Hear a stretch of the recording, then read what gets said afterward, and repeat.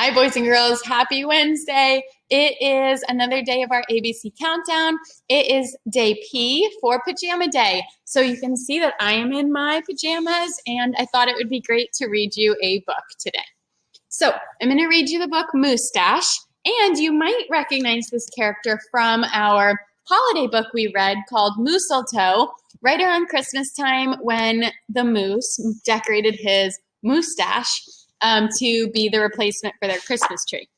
So this is another book in that series with similar characters called Moustache.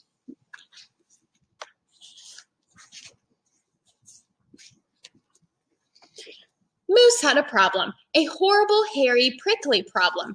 It grew right below his nostrils and just above his lip, a moustache.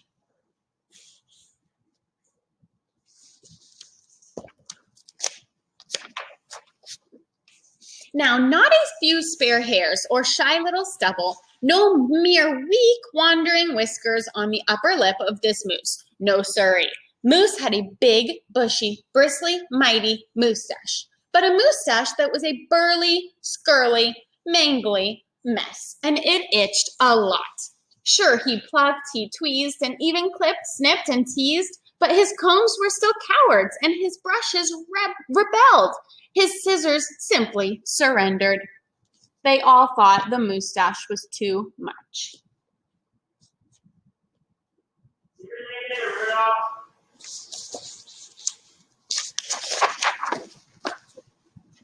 Moose was in a frizzy tizzy, and the moustache was completely crimping his style.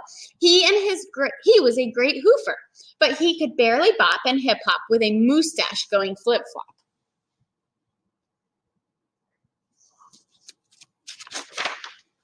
He was a wonderful chef, but he simply could not flambe his souffle with all of those whiskers in his way. And he was a daring skier, but how could he be a downhill racer with a mighty moustache blowing in his face? Moose had to do something, and soon. But what? After days and days of such serious thought, Moose got an idea.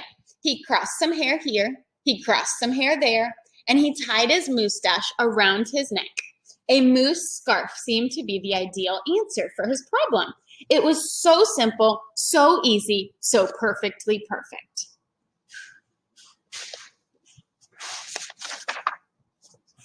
But then his moustache got knotted and mangled and horribly tangled, and those hundreds of hairs still prickled and tickled. Worse, Moose could barely take a breath with all of that moustache wrapped around his neck. So Moose untied and unwrapped, unknotted, and gulped in some fresh air.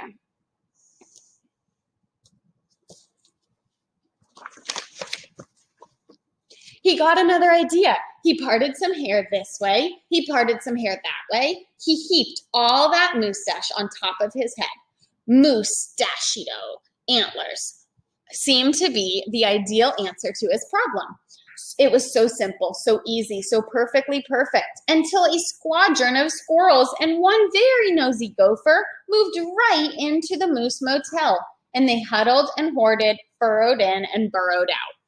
Needless to say, it became quite crowded up there on Moose's head, and heavy, and very messy.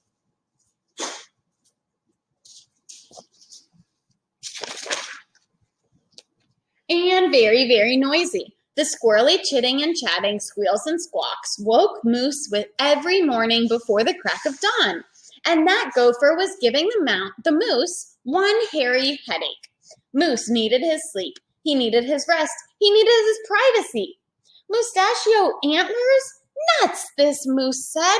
So he unparted and unpiled, untwisted and untwined, and said adios to the hairy horns.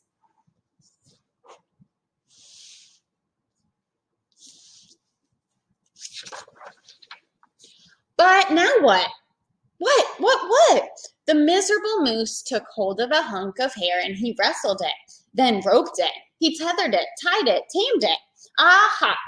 Moose tail. Now that was so simple. That was so easy. That was, well, not so perfectly perfect. Talk about a dizzy do. Moose didn't know if he was coming or going, backwards or forwards, this way or that way. He didn't know which end was which. Moose had to bail on the tail.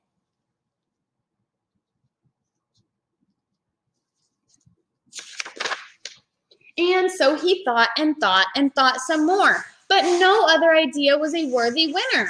Braids were a bother. A moustache sweater? Too sweltering. Net? Not. Poor Moose, his problem was truly terrible, unbearable, just downright sad. He felt so alone he didn't know what else to do. Then call it fate, call it destiny. It was probably dumb luck. But one day Moose tripped on his moustache and just had no time to duck. Oomph! Pardon me, they both said as they bumped. Then they blinked, and then they stared, and their hearts went thump-a-thump.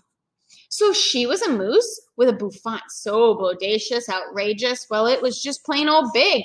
Hair after hair piled higher and higher on her head, a skyscraping dew of glorious curls, a tower of swirling twists and twirls. It was simply splendid, stupendous, absolutely superb. Of course, Moose had to ask how she did what she did to get such a do. Miss Moose winked and then whispered, "Just a little glue." So she helped him fearlessly plunge a hoof into a fat pot of white goopy goo, and carefully, oh so carefully, they glopped and plopped. They pasted and pressed and coaxed and curled every little piece of hair. Around and around they tweaked and twirled those horrible hairs until Moose's once mangy mess was now a wondrous winding wave of marvelous moustache. Moose gazed in the mirror and smiled a broad, moosey smile. He was so happy, so glad, so giddy with glee. He looked dashing and handsome. Moose gushed, "Is this really me?"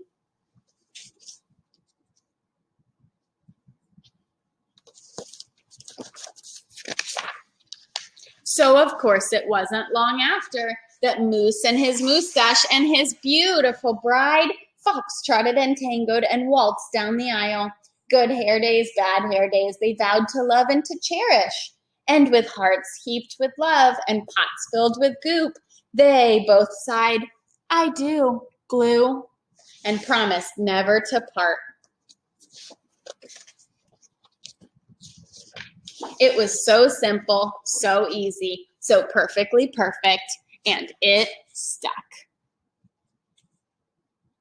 And I guess that is the tale of how Mr. and Mrs. Moose got together. They were already together in our Mooseltoe story we read at Christmas time, so this must have been the book that goes before that. Hope you enjoyed it, boys and girls. Be good to everybody and be kind to everybody. Bye.